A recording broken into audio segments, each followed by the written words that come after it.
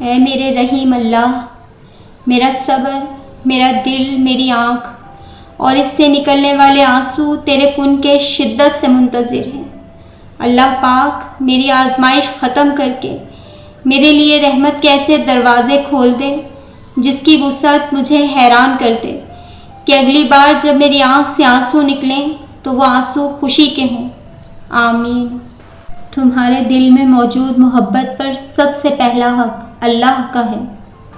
اللہ فرماتا ہے کہ اگر میں تمہیں درد نہ دوں، تکلیف میں مبتلا نہ کروں تو تم کیسے جان پاؤ گے کہ میں ہی اس کا علاج ہوں۔ رسول اللہ صلی اللہ علیہ وآلہ وسلم نے فرمایا، اللہ تعالیٰ ایسے شخص کو اپنے عرش کے سائے میں جگہ دے گا جس نے تنہائی میں اللہ کا ایسا ذکر کیا کہ اس کے آنسو جاری ہو گئے۔ رسول اللہ صلی اللہ علیہ وآلہ وسلم نے ارشاد فرمایا کہ خوشی ہو اس کو جس نے مجھے دیکھا اور مجھ پر ایمان لے آیا، اور 7 مرتبہ خوشی ہو اس کو جس نے نہ دیکھا اور مجھ پر ایمان لے آیا۔ بانو قدسیہ کی اس بات نے میرا بڑا نقصان کیا۔ بانو کہتی تھی کہ کچھ عرصہ بات میں پہل کرنا چھوڑ دو تاکہ پتہ چلے کہ ہم کتنے مردہ پودوں کو پانی دے رہے ہیں، اور ان کی اس بات پر عمل کر کے مجھے معلوم ہوا کہ میرا تو ذرا باغ ہی بنجر ہے۔ زندگی شہد کی مکھی کی طرح گزاریں، مٹھاس رکھیں اور شہد بانٹیں۔ اگر کوئی کچھ بولے تو اس کا منہ سجا دیں۔ حد سے زیادہ سمجھداری زندگی بور کر دیتی ہے، اس لیے شرارتیں کریں اور خوش رہیں۔ انسان کی لالچ کا پیالہ کبھی نہیں بھرتا، کیونکہ اس میں ناشکری کے سوراخ ہوتے ہیں جو اس کو بھرنے نہیں دیتے۔ حسد یہ ایسا زہریلا گناہ ہے جو آدمی کی سالہ سال کی تمام نمازیں، تلاوت، صدقات اور دیگر عبادات ایک لمحے میں برباد کر دیتا ہے۔ لہٰذا ان گناہوں سے بچنے کا اہتمام کیا جائے۔ دنیا کے سب سے تیز اور اندر تک چیر پھاڑ دینے والے ہتھیار لفظ اور زبان ہیں۔ عمریں گزر جاتی ہیں لیکن لفظوں کے گھاؤ نہیں بھرتے۔ سب سے اچھی زندگی وہ بسر کرتے ہیں جو اپنی ضرورت پوری کرنے کے لیے اللہ کے سوا کسی اور پر بھروسہ نہیں کرتے۔ اکیلے رہ جاتے ہیں وہ لوگ جو خود سے زیادہ دوسروں کی فکر کرتے ہیں۔ ساری زندگی بھرم رکھا ہے ان بے فیض رشتوں کا، سچ پوچھو تو اپنے سوا کوئی اپنا نہیں ہوتا۔ مضبوط اور ثابت قدم رہو، زندگی ماں نہیں ہے جو ترس کھائے گی۔ میری گم ہوئی چیزوں میں سے سب سے مہنگی چیز میری امی کی آواز ہے۔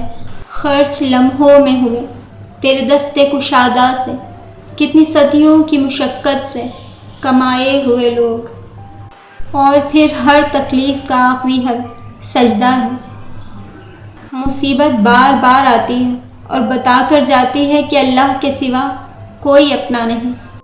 اللہ کی محبت اتنی خاص ہے کہ اگر انسان جائے نماز پر صرف سر جھکائے بیٹھا رہے، کچھ نہ بھی بولے، تب بھی وہ رب کچھ لمحوں بعد ایسا سکون بندے کے دل میں اتار دیتا ہے کہ لگتا ہے جیسے اس نے پریشان دل کو یہ سمجھا دیا ہو کہ میرے بندے نا امید مت ہو، میں ہوں نا، سب ٹھیک کر دوں گا۔ اگر اللہ انتظار کروا رہا ہے تو یقین رکھو وہی ملے گا جس کی تم دعائیں مانگ رہے ہو۔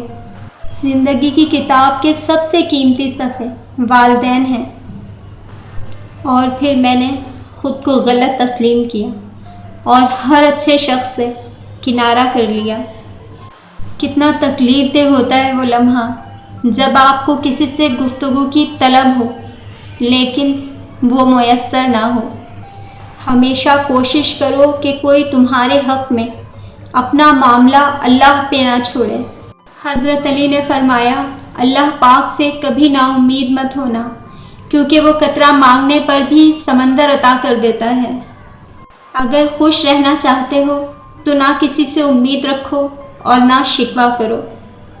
آپ کا رب آپ سے بہت محبت کرتا ہے۔ آزمائش کے ساتھ آسانی پہلے سے لکھ دی جاتی ہے۔ یقین رکھیے اس پر جو مشکل میں ڈالتا ہے وہ نکال بھی سکتا ہے۔ جو کام آپ کے بس میں نہیں وہ اسی کے اختیار میں ہے۔ مجھے سمجھ نہیں آتا جب لوگ کہتے ہیں کہ کوئی چلا جائے تو صبر آ جاتا ہے، یہ ماؤں کے چلے جانے سے صبر کیوں نہیں آتا؟ پھر کیوں وقت کے ساتھ ان کی کمی کا زخم گہرا ہو جاتا ہے؟ دل کو صاف اور نیت کو پاک کرنے کا بہترین عمل آپ کے آنسو ہیں۔ جتنے زیادہ محبوب کی یاد اور قربت کو پانے کے لیے گریں گے، اتنے اپنے محبوب کے قریب تر ہوں گے۔ یقین اگر گہرا ہو تو ہر ایک دعا مکمل ہو جاتی ہے۔